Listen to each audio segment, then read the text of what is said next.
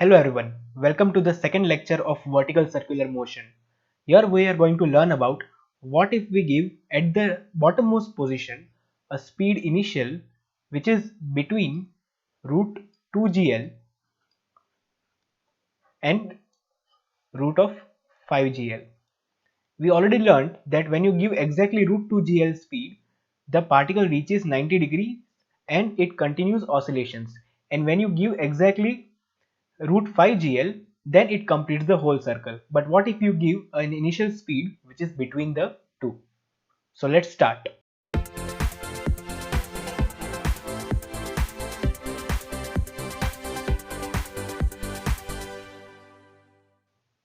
Here, let me assume that there is a particle which is performing circular motion, and at the bottommost point you gave an initial velocity v naught, and this v naught is between root 2gl and root 5gl. Then the particle, as we know, would reach somewhere here. This is the point of suspension. The length is the radius. So here also it will be L, and tension will be in this direction. Mg will be acting downwards and my speed will be V this way. From the previous lecture or the video, you already know that speed can be found out by conserving the energy. By conservation of energy, you will get half mv square is equal to half m v naught square minus mg L 1 plus cos theta, where theta is the angle made with the vertical. So now from this you can find the speed at any given angle. Also, if we balance the forces, we'll get tension plus mg cos theta is equal to mv square by L. So my tension is equal to mv square by L minus mg cos theta.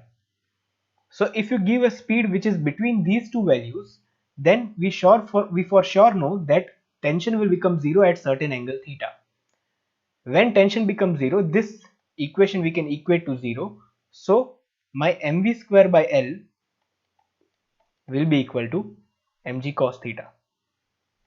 mg cos theta.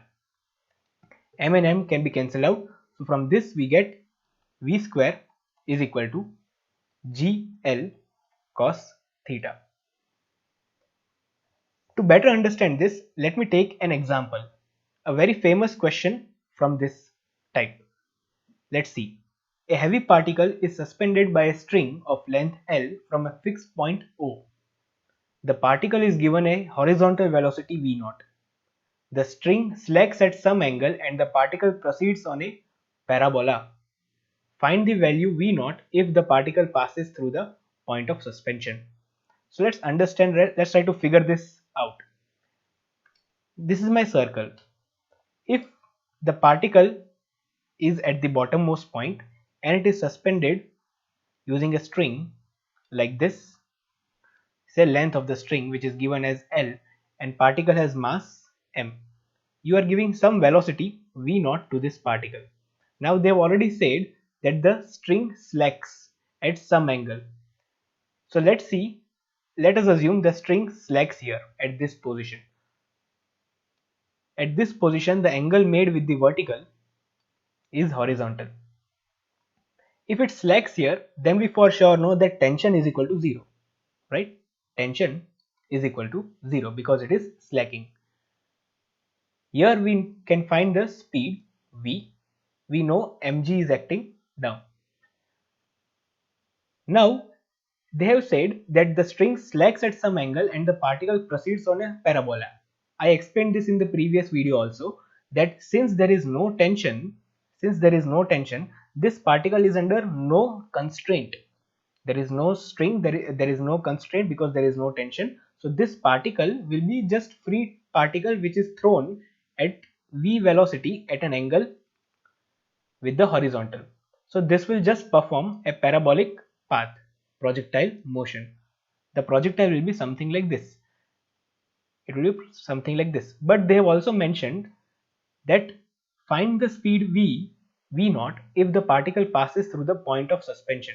That means my projectile motion is something like this, such that the particle passes through this point. So this is my projectile motion. I hope the question is clear. So now let's figure out how to solve this. To solve this, let us start with the basics. What are the basics? The energy equation and the force equation. We already know tension is equal to 0. So from the previous thing, we can say V square is equal to GL cos theta. So V square is equal to GL cos theta. Also, I know from my energy conservation, half mv square equals half mv naught square minus mgl 1 plus cos theta. I can put this v square equals gl cos theta here. So what will I get? I get half, mass will be cancelled out on both the sides, and v square can be written as gl cos theta is equal to half v naught square minus gl 1 plus cos theta. Alright, so minus gl, this becomes minus gl, and minus gl cos theta, it comes this side, it becomes 3 by 2 gl cos theta is equal to v naught square by 2 minus gl. So I can say my cos theta is equal to v naught square minus 2gl by 3gl. Cos theta equals v naught square minus 2gl by 3gl. It would be really helpful to you if you directly remember this conclusion, this part, or this, the formula. Cos theta, the angle at which it slacks, is v naught square minus 2gl by 3gl. Okay, let's move further. If we move further, we have to find the speed v naught. We have to actually find the value of v naught. So how to proceed from here? It is given that the particle proceeds on parabola and it passes through the point of suspension. The particle or the projectile motion is such a way that the equation or the projectile or the parabola is passing through this point of suspension. So now, if you remember your projectile motion, we know that if you throw something at speed u at an angle theta, then this projectile motion will form a parabola, and the equation of this parabola was given by y equals x tan theta minus gx square by 2 u square cos square theta. I hope you remember this. So let's try to use this equation here. Here in our case, let us find the angle of projection. The angle of projection, if you look closely, the angle of projection will be this. If this angle is theta, then this will be 90 minus theta. So this angle will again be theta. So our angle of projection with the horizontal is theta only. Alright, and the speed at which it is projected is v. So now this v becomes our initial speed of projection, and this is the point through which it is passing. So if I draw this in x and y axis, it will look like this. This is the speed v at which it is thrown, and the projectile is something like this, but the passing point would be somewhere here. I've just flipped the whole thing in vertical manner. So our point of projection is here, and the point through which it has to pass is here. So I've just redrawn it this way. If you look closely, this y will be negative. Yes or no? This y will be negative. This is my y. And what is this y? It is L cos theta, right? This much is L cos theta. So my y is L cos theta or minus L cos theta, and my x, this is my x, and this x is this thing, and this is nothing but L sine theta. Alright, y is L cos theta and x is L sine theta, which is positive. L sine theta is positive. So L sine theta. So using these two, let's put these two in this equation and figure out what theta can we get. So let's start solving.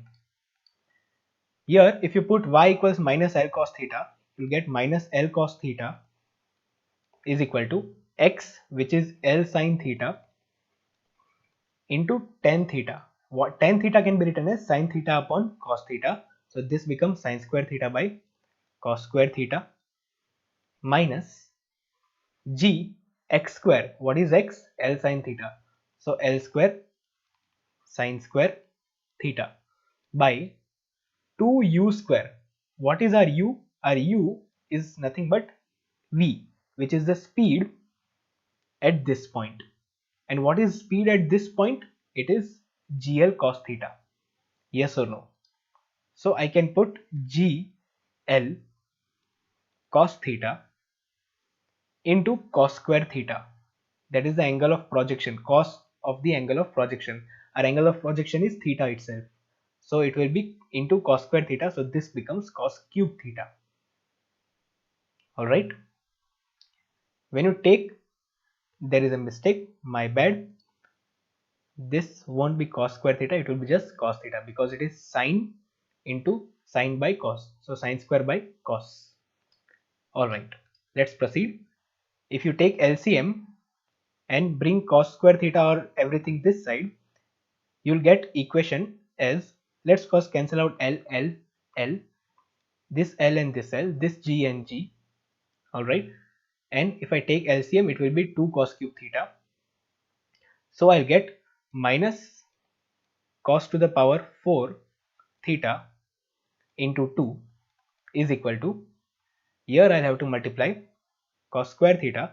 So sine square theta cos square theta into 2 minus sine square theta. Alright. Now you can just play with this. You can write cos square theta as, you can write cos square theta as cos 4 theta as cos square theta whole square into 2.